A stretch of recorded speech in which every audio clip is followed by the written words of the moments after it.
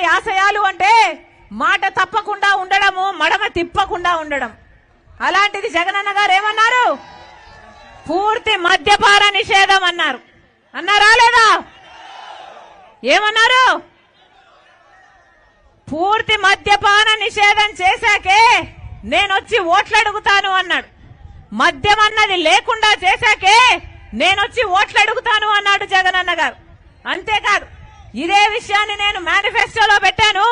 నాకు మేనిఫెస్టోను అంటే బైబిల్తో, ఖురాన్తో, భగవద్గీతతో సమానమని చెప్పాడు జగనన్న గారు. అలాంటిది మద్యపాన నిషేధం అయిందా?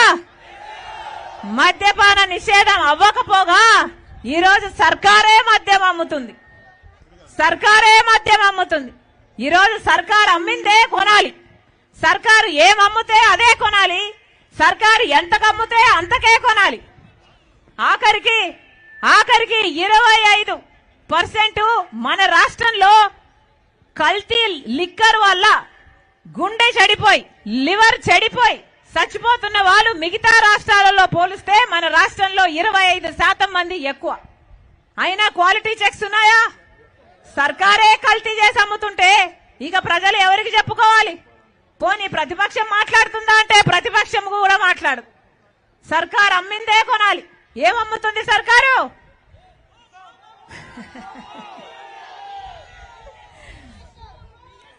భూమ్ అంట, డిఎస్సి అంట, స్పెషల్ స్టేటస్ అంట, క్యాపిటల్ అంట.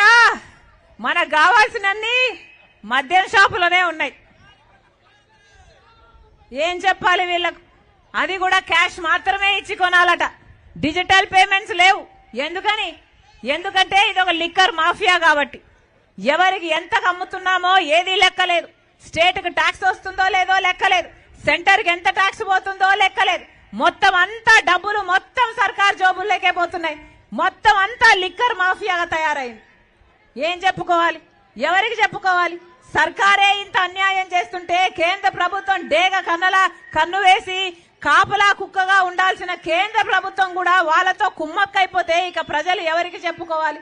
పోనీ ప్రతిపక్షం మాట్లాడుతుందా అంటే ప్రతిపక్షం కూడా వాళ్ళతోనే కలిసి డ్యూయట్లాడుతుంది కదా. మరి ప్రజలకు ఎవరికి చెప్పుకోవాలి? జియో నంబర్ 3 గురించి,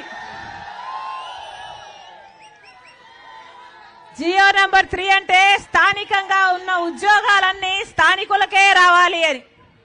పోనీ ఆ భద్రత ఉందా ఈరోజు? ఆ భద్రత కూడా లేకపోతే ఇక స్థానికులు, గిరిజన